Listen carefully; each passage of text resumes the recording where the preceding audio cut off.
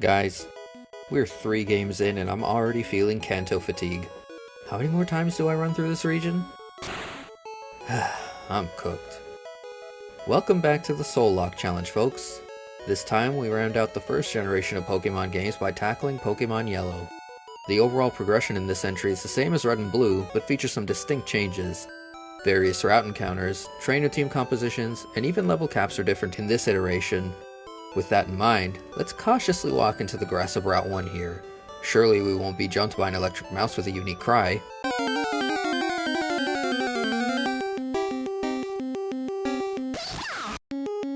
Oh. Once Oak bails our dumbass out of trouble, we head to the lab and take this Pikachu as our starter. I didn't want the Eevee that Gary ends up with anyway, they're banned. Ash, the Pikachu, is going to remain on our team for a short while out of necessity, not because I want to use one. An overpowered Pikachu is going to be instrumental in a future title, if we get there in this lifetime. Our first battle against Gary goes pretty well. Ash is faster and we do decent damage with Thundershock before Eevee switches from Tail Whip to Tackle and drops us below half. Our next Thundershock crits and safely ends things. Unique to this game, until it isn't, Ash decides it hates confinement and begins to follow us around while we run our errand and get Pokeballs, officially starting the run. Our first order of business is padding out the roster, so we head to Route 22 and catch Mistake the Rattata. If I had gone to Route 1 and captured a Rattata there instead, I could have secured something more capable of helping in our eventual battle with Brock. Instead, our Route 1 encounter is Arrow the Pidgey. On Route 2, we find and catch the Nidoran, which I legitimately didn't remember was available on this route. This changes things for our Brock battle. The 4-man team quickly grinds and then we challenge Gary. Instead of a Pidgey lead, he uses Spearow. Either way, Ash clips their wings with a jolt of electricity, and Eevee is sent out next. I use Thunder Wave and get dirt in my eye in return. We then have a twerk off before I switch into Leroy Jenkins. Leroy receives some dirt, but eventually gets Eevee down to a sliver before the accuracy drops annoy me and I send Mistake in to clean up. These 2 wins against him confirm that Gary will evolve Eevee into a Jolteon. Had we lost in the lab, we'd be facing the water-type Vaporeon, and if we won in the lab but skipped this battle, he'd have a Flareon. Pretty cool mechanic for the time. In Viridian Forest, we find and kill our Caterpie encounter. That's fine, I would have named it Butters again, and it would have ultimately been boxed anyway. The trainers along the way to Pewter and the singular gym trainer are easy experience, and we end up close to the cap, which is only 12 as opposed to the 14 we've come to expect. Once we round our levels out, we head over and challenge Brock. With Mistake in the lead, Tail Whip lowers Geodude's defense as much as possible before we pivot to Leroy Jenkins, who then cleans up with Double Kick. Once Onix is out, I switch into Arrow and spam Sand Attack. We luckily avoid getting locked by Bind and are able to use several Sand Attacks. With Onix sufficiently blinded, I pivot between Ash for Tail Whip and Arrow to negate Bind until Leroy Jenkins can come back out and kick rocks twice in quick succession for the win. The level cap increases to a familiar 21, and I decide to train a bit before heading to Route 3 at level 14, matching the levels we'd have been in previous titles. As we progress through Route 3, we manage to catch Peppa the Mankey. Thankfully, the levels of the Pokemon here are higher than they'd be in Red and Blue, otherwise that quickly could have ended in a missed encounter. Right before entering Mount Moon, Peppa does a bit of training to catch up, and Leroy Jenkins evolves into Nidorino. Can't wait to get me a Moonstone. Before that though, we had repelled the Zubat to the roster as the cave's encounter. Once we're done knocking some trainers and rocket grunts around, we find and use a Moonstone, evolving Leroy Jenkins into Nidoking. This power spike will never get old. As is tradition, we square off with that grunt. Unfortunately for them, their level 16 Raticate is no more, and Leroy Jenkins makes short work of the Rattata and Zubat. We clean up the rest of the grunts, praise Helix, and receive a challenge from none other than Jesse, James, and Meowth. Ash is able to take Ekans out with Thundershock, only dealing with Leer in exchange. Meowth could kill us with those drops, so we pivot into Peppa, who nabs a KO with Low Kick. When Coughing is sent out, I'm able to use Karate Chop for 2 crits and finish with Scratch. Karate Chop, like Slash, has an increased crit rate, which in Gen 1 means it's basically guaranteed every time. Once they blast off, we head over to Route 4 and catch Slasher the Sandshrew. While I don't anticipate it being a mainstay, I box Repel in favor of Slasher for a future cut slave, and prep for another battle with Gary. Ash gets right down to it and Oko Spearow with a crit Thundershock. Leroy Jenkins is the pick for Sandshrew, knocking it out with 2 Water Gun attacks. Peppa's low kick is an OHKO against Rattata and Eevee, netting us an easy dub. After taking on the Nugget Bridge, we spend an eternity looking for our Route 24 encounter, but finally find ATV the Venonat, the only Pokemon eligible for us to catch without a rod due to our bans and the dupe claws. Mistake gets boxed and ATV is added to the team. This is a mainstay. We continue to progress, prioritizing ATV's training, and Arrow evolves along the way.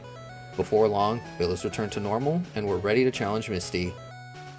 Peppa takes point, and Karate Chop the Crit Factory is a 2-hit KO. I switch into Arrow when Starmie is sent out, and start blinding it as Misty bolsters its defense. The sand is immediately paying dividends as Bubble Beam mostly misses, and we're able to safely switch into Ash. Ash first lands T-Wave, and then I use Double Team for insurance before slowly chipping away with Thundershock. Right before we land our final Thundershock, Water Gun connects and shows us that our plan to avoid damage as a whole was the right move. The level cap increases to 28 instead of 24 this time, which means we have some decent room to grow before challenging Surge. As we make our way to Vermilion, I go ahead and grab our Route 5 encounter, Booba the Jigglypuff. At level 3 versus our level 20-somethings, this encounter required more brain power than I could provide. Thankfully, self-inflicted chip damage make it a cinch. Since I can't be bothered to try and grab an Abra, I skip the Route 6 encounter for now, leaving the potential for a fishing encounter in future if necessary. The team makes some good gains on the SSN, and there are some seriously close calls. Gary then challenges us to a battle before we can grab Cut. Ash once again makes light work of Spearow with 2 Thundershocks. Leroy Jenkins' double kick clears Rattata, and Bubble Beam soaks Sandshrew. I pivot into Peppa for Eevee and nab the KO with low kick. Gary's teams are so much weaker on the whole compared to where the rival would be in Red and Blue, but there's still time for him to develop into a monster. With some room left to grow, we head to Route 11 and capture Rem the Drowsy. Arrow is sent to the box in favor of Rem, our next mainstay. The team then gets down to grinding. The increased level cap allows for Peppa to evolve into Primeape at level 28, which, thanks to it knowing Dig, provides us a solid sweeper for Surge. As training continues, we head into the Diglett tunnel and grab Doug the Diglett, pick up the Amber, and HM for Flash. ATV gets the privilege of learning Flash and training resumes.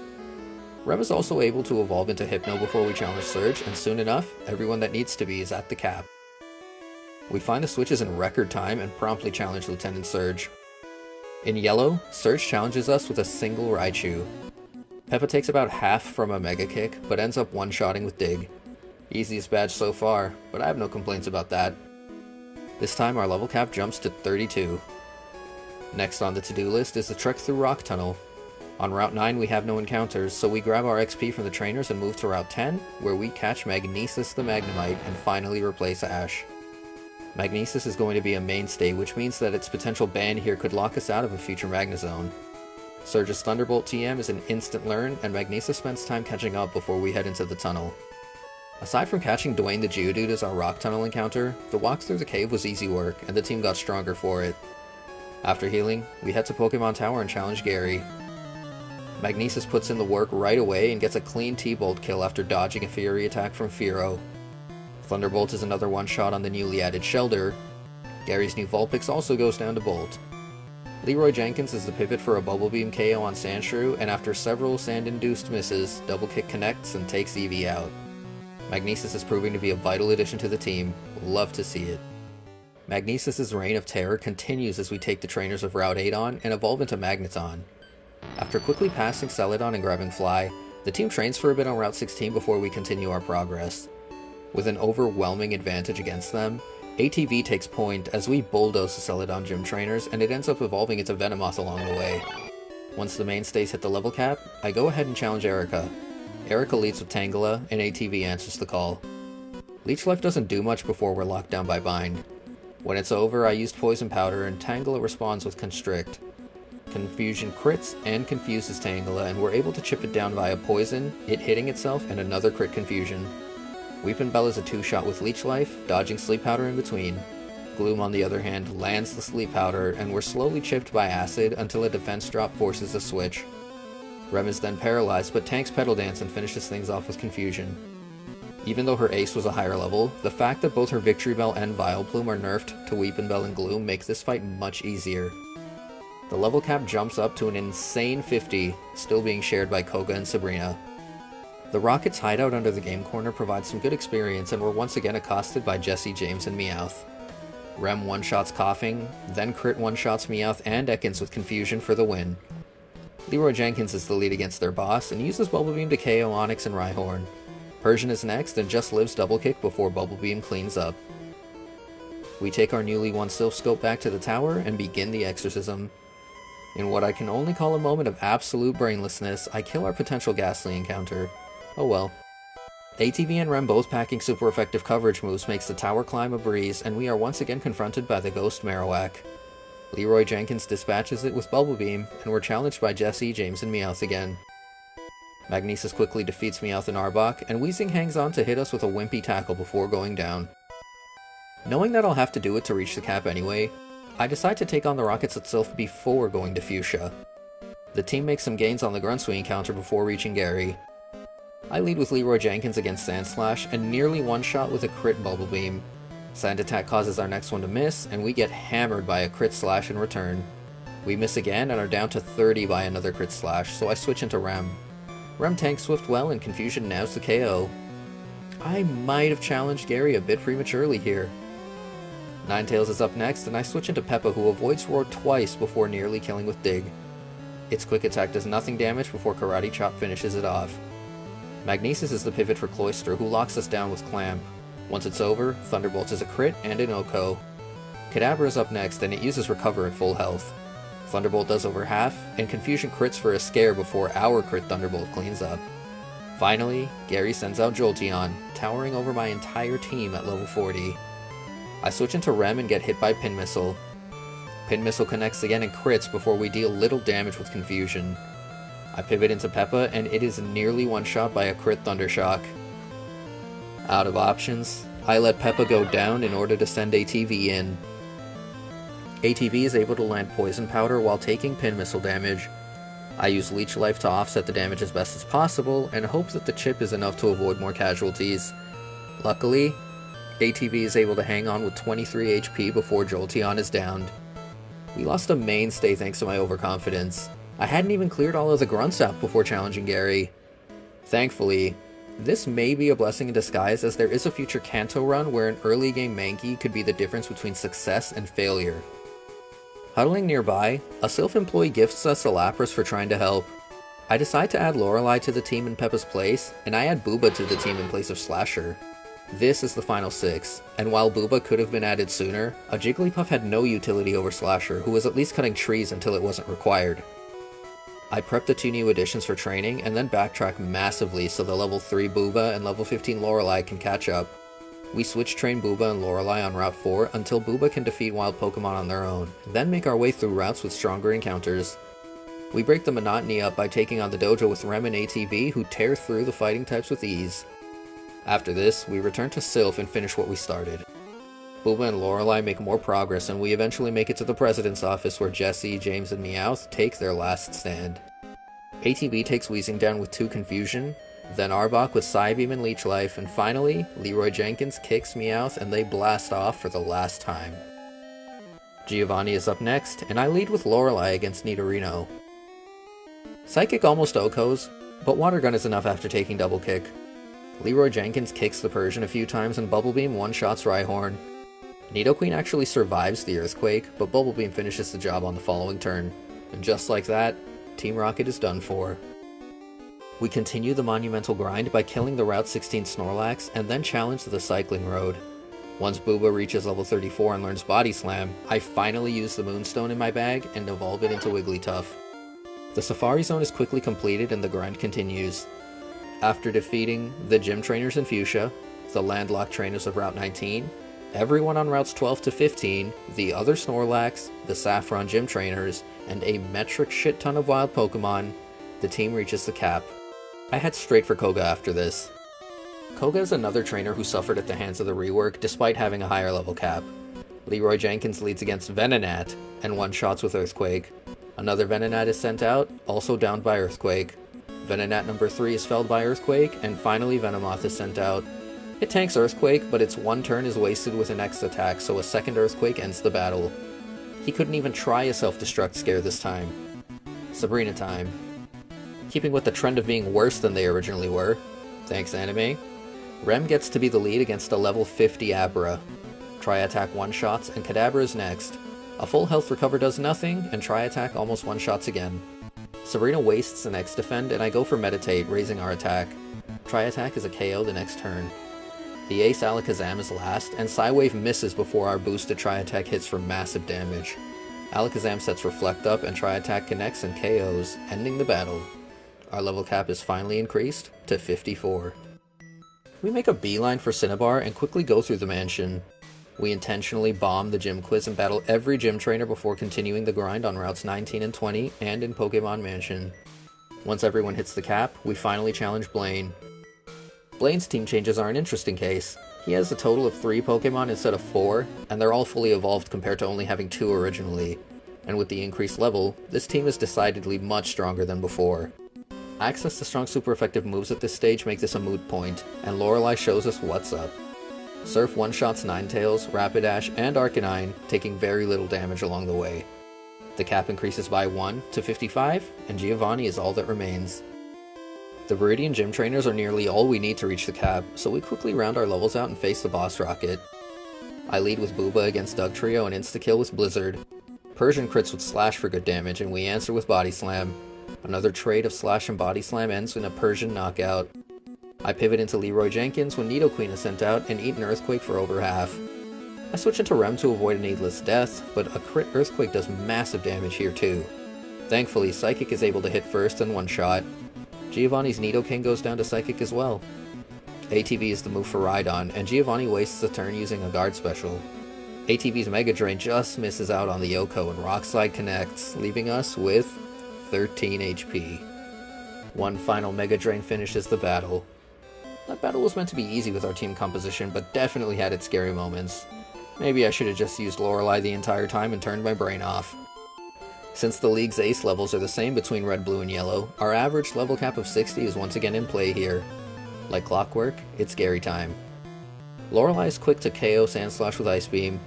Execute also goes down to Ice Beam, and Ninetales is doused with Surf. I stay in on Cloyster to gauge how much damage Psychic will do, and it's a 2-hit KO. When Supersonic connects though, I switch into Magnesis who finishes things off with Thunderbolt. Kadabra is next, and Swift does well over half. Psychic does middling damage in response, so we pick up the KO safely on the next turn. Finally, the Ace Jolteon is out. I use Toxic after it speeds up with Agility. Pin Missile then connects and I set up Reflect, which should neuter the Pin Missile damage. Swift crits on the following 2 turns as we take minimal damage and the battle is won. This team setup is perfect for Gary now. I'm confident we can finish this league with no further casualties. Let's see if that holds up. First up is Victory Road, and the ensuing grind. With that out of the way, we can make our final Gen 1 League challenge. The plan for Lorelei, the trainer, not our Lapras, is to overwhelm with Stab Thunderbolt. Team Bolt is indeed a one-shot on Dugong. Cloyster is also a one-shot. Slowbro thankfully goes down in one bolt as well. Jinx, not being part water type, does survive, but it locks into Thrash, so we're able to safely secure the KO with a second Thunderbolt. Finally, Lapras goes down to 1 Thunderbolt. Outside of this battle, Magnesis has little but very pivotal work to do in this run, so it'll be chilling for the next 2 battles. Instead, Rem takes the lead against Bruno. Psychic is an easy Yoko on Onix. Hitmonchan with a Psychic weakness also goes down. Hitmonlee follows suit, and so does the second Onix. Bruno's Ace Machamp also goes down to Psychic. 2 down, effortlessly. Against Agatha, ATV is the lead. Psychic does an Oko, but Gengar uses the quad-resisted Mega Drain, so we're able to KO on the next turn. Golbat goes down to a crit Psychic, but the Haunter that follows it up is able to survive and lands Hypnosis. I switch into Leroy Jenkins to avoid the inevitable Dream Eater and KO with Earthquake. Arbok gets Quaked, and Gengar does too. Magnesis is back on point as we square off with Lance. Thunderbolt naturally one-shots Gyarados. I swap into Lorelei, our Lapras, not the trainer, on the Dragonair switch and tank the Thunderbolt. Ice Beam KOs right after. The second Dragonair is down the same way. Aerodactyl goes for Wing Attack before Surf kills. Finally, Dragonite is sent out and KO'd by Ice Beam. Everyone is still up and raring to go as we get ready to face the champion for the 3rd time. Looking to repeat the results of the last battle we had with Gary, Lorelei's the lead and gets the Ice Beam KO on Sandslash. Alakazam is sent out and I test our damage with Ice Beam. It does half, but Zam uses Recover. Ice Beam does half, the damage is recovered. I switch to Surf, and this time Alakazam uses Psybeam before we use Surf again and just barely miss out on a KO. Gary uses his first full restore, so we continue with Surf. Recover offsets the damage I do, so I switch to Ice Beam, and this time, we freeze. I switch into Rem to keep the momentum, and use Meditate 6 times before obliterating Alakazam with a crit +6 Tri-Attack. Exeggutor actually survives the Tri-Attack, but it does next to no damage with Stomp before being felled the next turn. A crit Psychic one-shots Cloyster. Ninetales uses Tail Whip before our crit Tri-Attack connects, and only does half. The crit ignores our stat boosts, which really sucks. I KO with Mega Kick immediately after though. The final hurdle, Jolteon, is sent out. It does decent damage with Pin Missile, but it isn't enough, and the +6 Mega Kick sends it into orbit, ending this leg of the run. Outside of a blatant misplay on my end leading to Peppa's death, this team handled the challenges of the game very well. It was also refreshing to use a team devoid of a starter, something I've never done before. From this point forth, the male Nidoran, Venonat, Drowsy, Magnemite, Jigglypuff lines, and Lapras are banned. Join me next time as we embark on a journey into Generation 2, with 100 new Pokemon added to the pool.